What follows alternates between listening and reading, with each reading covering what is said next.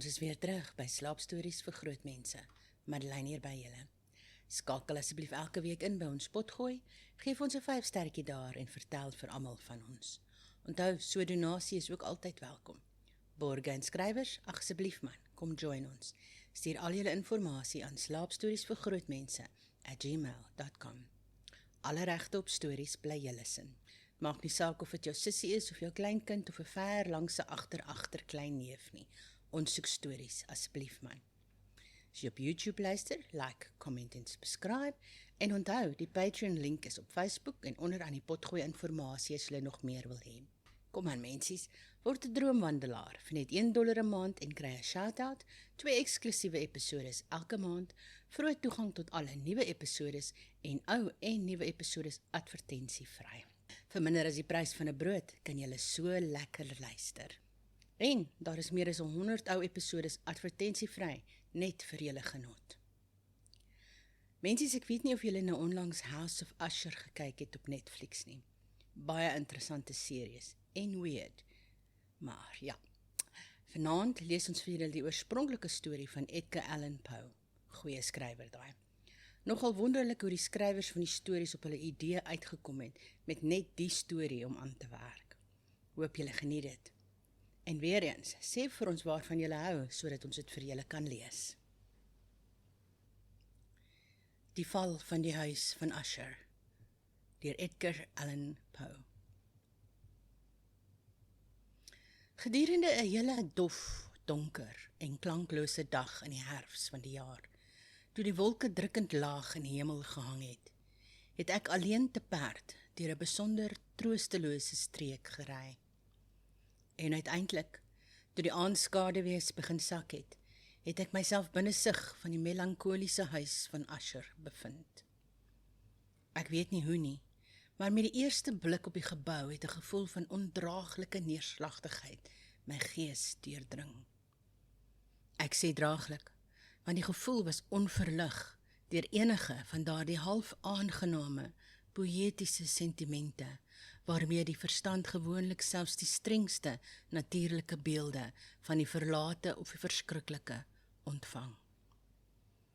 Ek het na die toneel voor my gekyk, na die blote huis en die eenvoudige landskapkenmerke, na die bleek mure, na die leë oogagtige vensters, na 'n paar welige riete en na 'n paar wit stamme van vergane bome. Met 'n algehele neerslagtigheid van die siel, wat ek met geen aardse sensasie meer gepas kan vergelyk as met die nadroom van die plesiersoeker op opium nie. Die bitter terugval in die alledaagse lewe, die aaklige afval van die sluier. Daar was 'n ijskoudheid, 'n wegsakking, 'n naarheid van die hart, 'n onverloste troosteloosheid van gedagte, wat geen aansporing van die verbeelding tot iets verhewe kon martel nie. Wat was dit? Het ek gestop om te dink. Wat was dit wat my so ontseën het in die aanskouing van die huis van Usher? Dit was 'n onoplosbare raaisel, en ek kon nie worstel met die skadu-agtige fantasieë wat op my toegesak het terwyl ek gepeins het nie. Ek was gedwing om terug te val op die onbevredigende gevolgtrekking dat, hoewel daar ongetwyfeld kombinasies van baie eenvoudige natuurlike voorwerpe is wat die mag het om ons so te beïnvloed, die ontleding van hierdie mag tussen oorwegings lê wat buite ons begrip is. Dit was moontlik, het ek oordink, dat 'n blote ander rangskikking van die besonderhede van die toneel, van die details van die prentjie, voldoende sou wees om die vermoë tot 'n droewige indruk te wysig, of miskien selfs te vernietig. En handelend volgens hierdie gedagte, het ek my perd na die steil rand van 'n swart en oneinspellende poel gelei, wat onversteurde glans by die woning gelê het, en afgekyk, maar met 'n siddering nog meer aangrypend as tevore, na die hermodelleerde en omgekeerde beelde van die grys riete en die spookagtige boomstampe en die leë en oogagtige vensters. Nietemin het ek nou vir myself 'n verblyf van 'n paar weke in hierdie somber herehuis voorgeneem. Die eienaar, Roderick Usher, was een van my beste metgeselle in my kinderjare, maar baie jare het verloop sedert ons laaste ontmoeting. 'n Brief het my egter onlangs in 'n afgeleë deel van die land bereik. 'n Brief van hom, wat in sy wilddringende aard geen ander as 'n persoonlike antwoord toegelaat het nie. Die manuskrip het tekens van senuweeagtige ontsteltenis getoon. Die skrywer het gepraat van akute liggaamlike siekte, van 'n geestelike verstoring wat hom getuister het, en van 'n ernstige begeerte om my te sien as sy beste, en inderdaad, sy enigste persoonlike vriend, met die oog daarop om deur die opgewektheid van my geselskap 'n verligting van sy kwaal te probeer bewerkstellig. Dit was die manier waarop dit alles en veel meer gesê is. Dit was die oënskynlike hartlikheid wat met sy versoek gepaard gegaan het, wat my geen ruimte vir huiwering gelaat het nie, en ek het gevolglik dadelik gehoor gegee aan wat ek steeds as 'n baie vreemde oproep beskou het. Alhoewel ons as seuns selfs intieme kennisse was, het ek eintlik min van my vriend geweet. Sy teruggetrokkenheid was nog altyd oordrewe en gewoontevormend. Ek was egter bewus dat sy baie ou familie, sedert onheuglike tye, bekend was vir 'n besondere gevoeligheid van temperament, wat homself deur lang eeue in vele werke van verhewe kuns geopenbaar het, en onlangs gemanifesteer het in herhaalde dade van vrygewige, doch beskeie liefdadigheid, sowel as in 'n passievolle toewyding aan die ingewikkeldhede, miskien selfs meer as aan die ortodokse en maklik herkenbare skoonhede van die musikale wetenskap. Ek het ook die baie merkwaardige feit geleer, dat die stam van die Usher geslag, so geëerd soos dit was, op geen tydstip enige blywende tak voortgebring het nie. Met ander woorde, dat die hele familie in 'n direkte afstamlyn gelê het, en altyd, met baie geringe en baie tydelike variasies, so gelê het. Dit was hierdie gebrek het ek oorweeg, terwyl ek in gedagte die volmaakte ooreenstemming van die karakter van die perseel met die erkende karakter van die mense oordink het. En terwyl ek gespekuleer het oor die moontlike invloed van die een in die lang verloop van eeue op die ander kon uitgeoefen het. Dit was hierdie gebrek miskien aan sy tak uitbreidings en die gevolglike onafwykende oordrag van vader na seun, van die erfenis saam met die naam, wat uiteindelik die twee so geïdentifiseer het, dat die oorspronklike titel van die landgoed versmelt het in die eienaardige en dubbelsinnige benaming van die huis van Usher. 'n benaming wat in die gedagtes van die plaaslike bevolking wat dit gebruik het, beide die familie en die familie se herehuis ingesluit het. Ek het gesê dat die enigste uitwerking van my ietwat kinderagtige eksperiment om in die poel af te kyk, was om die eerste sonderling indruk te verdiep. Daar kan geen twyfel wees dat die bewussyn van die vinnige toename van my bygelowigheid, want waarom sou ek dit nie so noem nie, het hoofsaaklik gedien om die toename self te versnel. So het ek lankal geweet, is die paradoksale wet van alle gevoelens wat vrees as 'n basis is. En dit kon net op hierdie rede gewees het dat, toe ek weer my oë na die huis self opgelig het, van sy beeld in die poel, het daar in my gedagtes 'n vreemde verbeelding gegroei. 'n Verbeelding so belaglik inderdaad, dat ek dit net noem om die lewendige krag van die gewaarwordinge wat my oorweldig het, te toon. Ek het my verbeelding so opgewerk dat ek werklik geglo het, dat daar rondom die hele herehuis en domein 'n atmosfeer gehang het, wat eie was aan hulle self en hulle onmiddellike omgewing. 'n Atmosfeer wat geen verwantskap met die lig van die hemel gehad het nie, maar wat opgedamp het uit die vergane bome en die grys muur en die stil poel. 'n Pesagtige en mystieke damp, dof, traag, effens sigbaar en loodkleurig. Terwyl ek van my gees afskud wat 'n droom moes gewees het ek noukeurig die werklike voorkoms van die gebou ondersoek. Die hoofkenmerk daarvan het die van 'n buitensporige oudheid blyk te wees. Die verkleuring van die eeue was groot. Fyn swamme het die hele buitekant oordek, wat in 'n fyn verstrengelende webwerk van die dakrande gehang het. Tog was dit alles apart van enige buitengewone verval. Geen deel van die messelwerk het geval nie, en daar het 'n wilde teenstrydigheid blyk te wees tussen die steeds perfekte passing van dele en die krummelende toestand van die individuele klippe. Hierin was daar veel wat my herinner het aan die skynbare heelheid van ou houtwerk wat vir lang jare in 'n verwaarloosde kluis verrot het, sonder enige verstoring van die asem van die eksterne lug. Behalwe hierdie aanduiding van uitgebreide verval, het die struktuur min tekens van onstabiliteit getoon. Miskien sou die oog van 'n noukeurige waarnemer 'n skaars waarneembare bars ontdek het, wat vanaf die dak van die gebou vooraf sy weg teen die muur af in 'n zigzag rigting gemaak het, totdat dit in die somber waters van die poel verdwyn het. Met die opmerking van hierdie dinge het ek oor 'n kort pad na die huis gery. 'n Dienaar wat gewag het, het my perd geneem en ek het die gotiese boog van die voorportaal binne gegaan. 'n Bediende met 'n versigtige stap het my toe in stilte deur baie donker en ingewikkelde gange gelei op my pad na sy meester se ateljee. Baie wat ek op my pad teëgekom het, het bygedra, ek weet nie hoe nie, om die vae gevoelens waarvan ek reeds gepraat het, te versterk.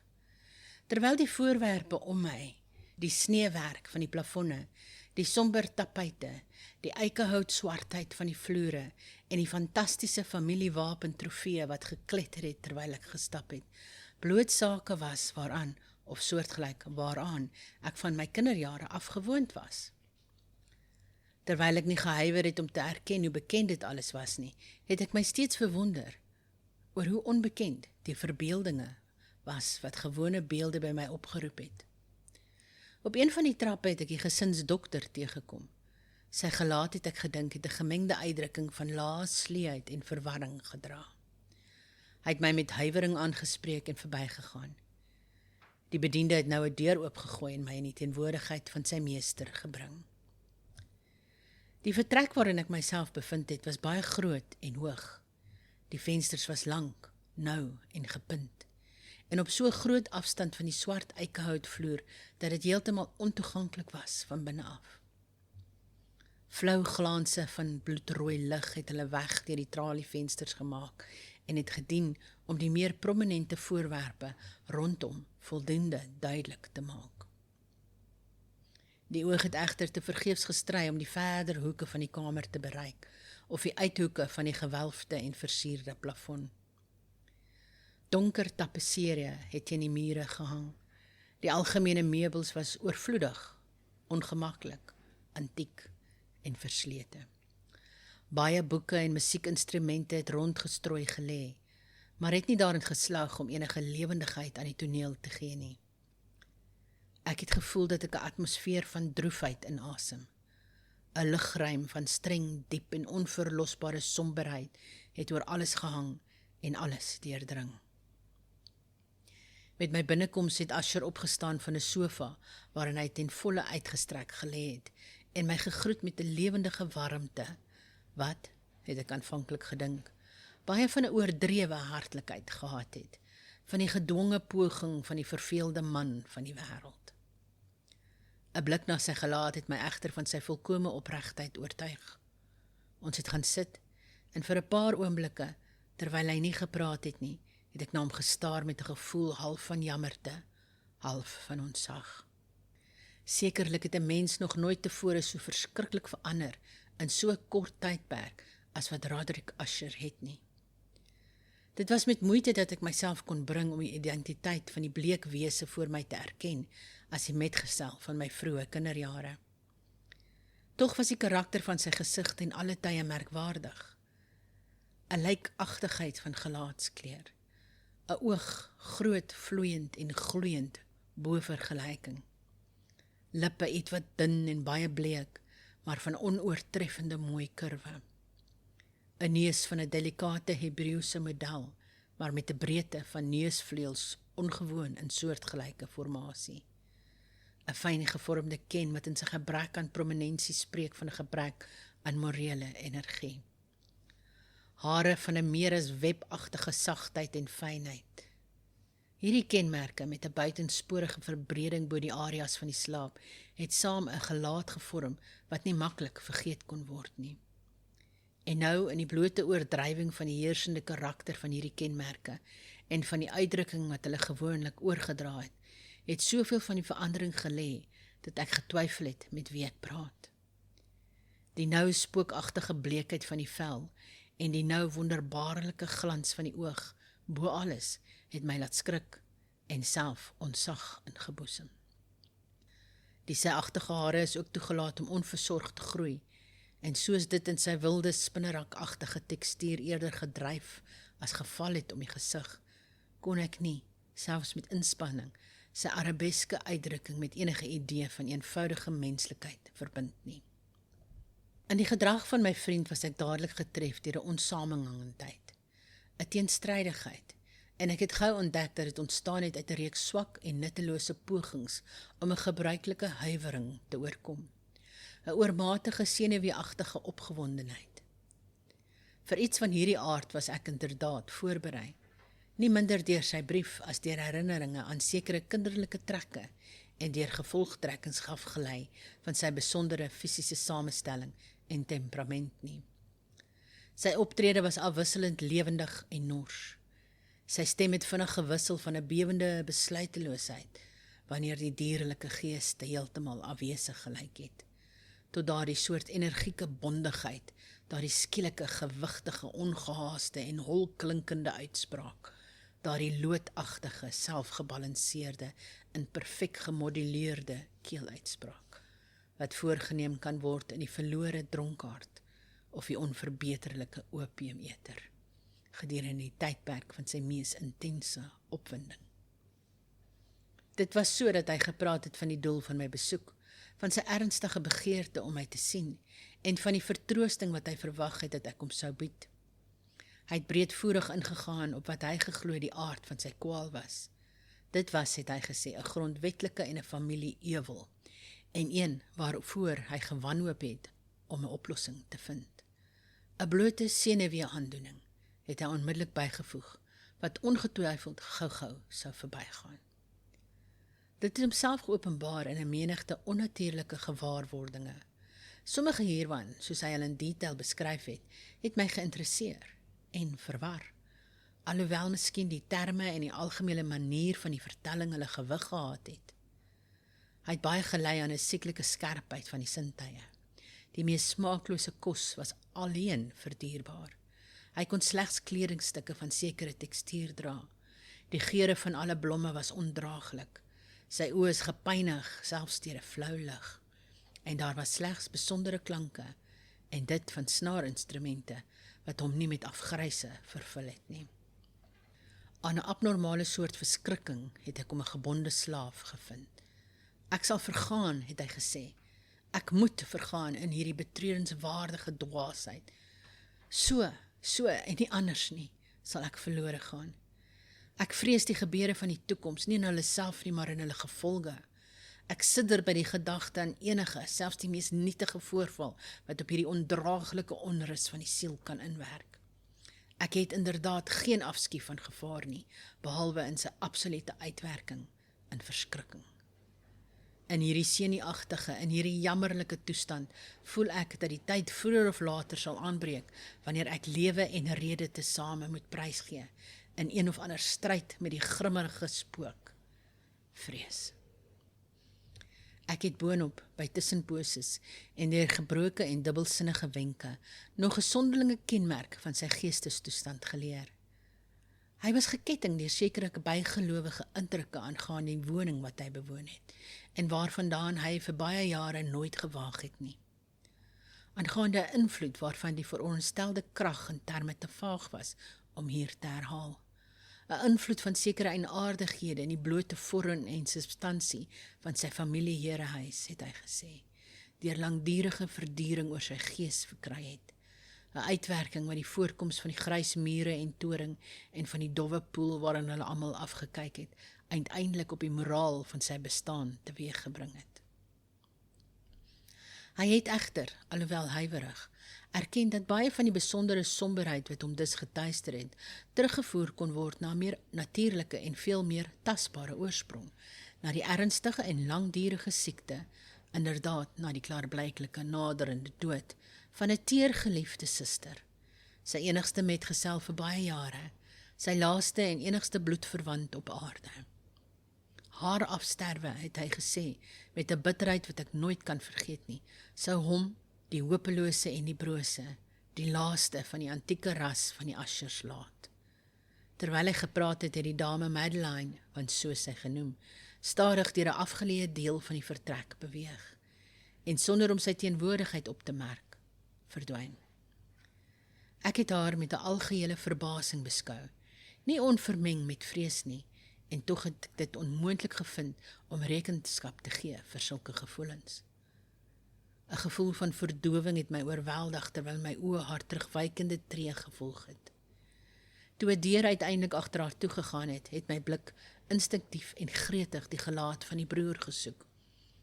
Maar hy het sy gesig in sy hande begrawe en kon slegs waarneem dat 'n veel meer as gewone bleekheid die uitgeteerde vingers oorsprei het, waardeur baie hartstoglike trane gesyfer het. Die siekte van die dame Madeline het lank die kundigheid van haar geneesere getart. 'n Gevestigde apatie, 'n geleidelike wegkwyning van die persoon en gereelde, alhoewel kortstondige aanvalle van 'n gedeeltelike kataleptiese aard was die ongewone diagnose. Tot dusver het sy standvastig die druk van haar kwaal weerstaan en het sy haar nie finaal aan die bed gewend nie. Maar met die aanbreek van die aand van my aankoms by die huis, het sy geswig, soos haar broer my daardie aand met onuitspreeklike ontsteltenis vertel het, aan die vernietigende mag van die vernietiger. En ek het verneem dat die vlugtelike blik wat ek van haar persoon gekry het, waarskynlik die laaste sou wees wat ek sou kry. En dat die dame, ten minste terwyl sy lewe, nie weer deur my gesien sou word nie. Vir verskeie dae daarna is haar naam nie deur Usher of myself genoem nie, en gedurende hierdie tydperk was ek besig met ernstige pogings om die melancholie van my vriend te verlig. Ons het saam geskilder en gelees, of ek het geluister asof in 'n droom na die wilde improvasies van sy sprekende gitaar. En so, na mate 'n nouer en steeds nouer intimiteit my meer onvoorwaardelik toegelaat het tot die dieptes van sy gees, het ek des te bitterder die futiliteit waargeneem van alle pogings om 'n gemoed op te beer waaruit duisternis asof 'n inherente positiewe kwaliteit op alle voorwerpe van die morele en fisiese heelal uitgesprei het in 'n onophoudelike uitstraling van somberheid. Ek sal vir ewige herinnering met my saamdra van die vele geplegtige ure wat ek alleen met die meester van die huis van Usher deurgebring het. Tog sou ek faal in enige poging om 'n idee oor te dra van die presiese aard van die studies of van die besighede waarin hy my betrek het, of my die weg gewys het. 'n Opgewonde en hoog ontsteltede idealiteit het 'n swawelagtige glans oor alles gewerp. Sy lang geïmproviseerde treurliedere sal vir ewig in my ore weer klink. Onder andere hou ek pynlik in gedagte 'n sekere sonderlinge verwringing en versterking van die wille melodie van von Weber se laaste wals. Van die skildery waaroor sy uitvoering verbeelding gebroei het en wat kwaalshaal vir kwashaal tot vaagheid gegroei het, waaroor ek des te meer gesidder het, omdat ek gesidder het sonder om te weet waarom. Van hierdie skilderye, so lewendig soos hulle beelde nou voor my is, sou ek te vergeefs poog om meer as 'n klein gedeelte uit te lig, wat binne die bestek van blootgeskrewe woorde sou val. Deur die uiterste eenvoud, deur die naaktheid van sy ontwerpe, het hy aandag gevange gehou en ontzag afgedwing. As enige sterfling ooit 'n idee geskilder het, was daar die sterfling, Roderick Usher. Vir my ten minste, in die omstandighede wat my toe omring het daar uit die suiwer abstraksies van die hypokondriak op sy doek kon werp, 'n intensiteit van ondraaglike ontzag ontstaan, waarvan ek nog nooit tevore 'n skadu gevoel het in die beskouing van Fuseli se sekerlike gloeiende, doch te konkrete fantasieë nie. Een van die mees fantastiese konsepte van my vriend, wat nie so streng aan die gees van abstraksie deel gehad het nie, kan, alhoewel swak, in woorde geskets word. 'n klein skildery het die binnekant van 'n onsagtelike lang en reghoekige gevel of tonnel uitgebeeld, met lae mure, glad, wit en sonder ontbreking of patroon. Sekere bykomende punte van die onderwerp het goed gedien om die idee oor te dra dat hierdie uitgrawing op 'n buitengewone diepte onder die oppervlak van die aarde gelê het. Geen uitgang was in enige deel van sy enorme omvang sigbaar nie en geen fakkel of ander kunsmatige ligbron was waarneembaar nie. Tog het 'n vloed van intense strale dwarsdeur gerol en die geheel in 'n spookagtige en onvanpaste glans gebad. Ek het pas gepraat van daardie sieklike toestand van die gehoorsenuwee, van alle musiek ondraaglik gemaak het vir die leier, met die uitsondering van sekere effekte van snaarinstrumente. Dit was miskien die nou perke waaraan toe hy homself dus beperk het op die gitaar, wat grootliks geboorte gegee het aan die fantastiese karakter van sy uitvoerings. Maar die vurige gemak van sy impromptus kon nie verklaar word nie. Dit moes gewees het en was inderdaad in die note, sowel as in die woorde van sy wilde fantasie, want hy het homself nie selde met beruimde verbale improvisasies begelei nie. Die gevolg van daardie intense geestelike versameling en konsentrasie, waarna ek voorheen verwys het as waarneembaar slegs in besondere oomblikke van die hoogste kunsmatige opwinding. Die woorde van een van hierdie rapsodieë het ek maklik onthou. Ek was miskien des te meer kragtig daardeur getref, toe hy dit gegee het, omdat ek in die onderliggende of mystieke stroom van sy betekenis gemeen het dat ek vir hierdie eerste keer 'n volle bewusheid aan die kant van Asher waargeneem het, van die wankeling van sy verhewe rede op haar troon. Die verse, wat getiteld was, Die Spookpaleis, het baie naby, indien nie presies, soos volg gelei. In die groenste van ons valleie, deur goue engele bewoon, een se skonige en statige paleis, stralende paleis, sy hoof vertoon. In die monarch gedagte se gebied, daar het dit gestaan, nooit het seraf 'n vleuel gebied, oor 'n half so skone bestaan. Baniere geel, heerlik en goud, op sy dag het gedryf en gevloei. Dit was in die oue tyd, lank gelede. En elke sagte wind wat speel in daardie soete dag, langs die vereerde en verbleekte wal, het 'n gevleelde geur weggedra. Swerwers in daardie gelukkige vallei, deur twee liggewende vensters sien, geeste wat musikaal beweeg, na 'n luut se welgestremde reël.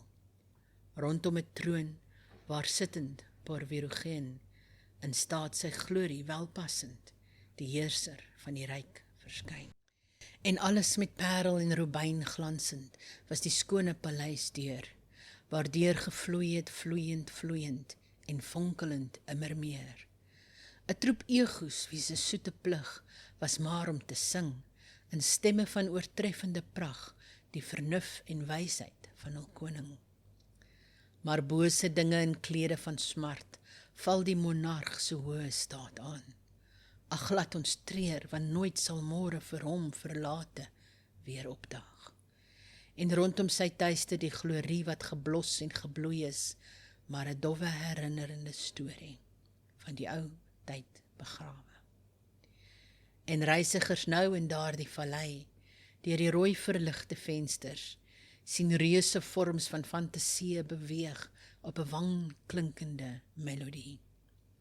Terwyl, soos 'n snelle spookagtige rivier, deur die bleek deur, 'n aaklige skare vir ewig uitstort. En lag, maar glimlag nie meer. Interessant, né?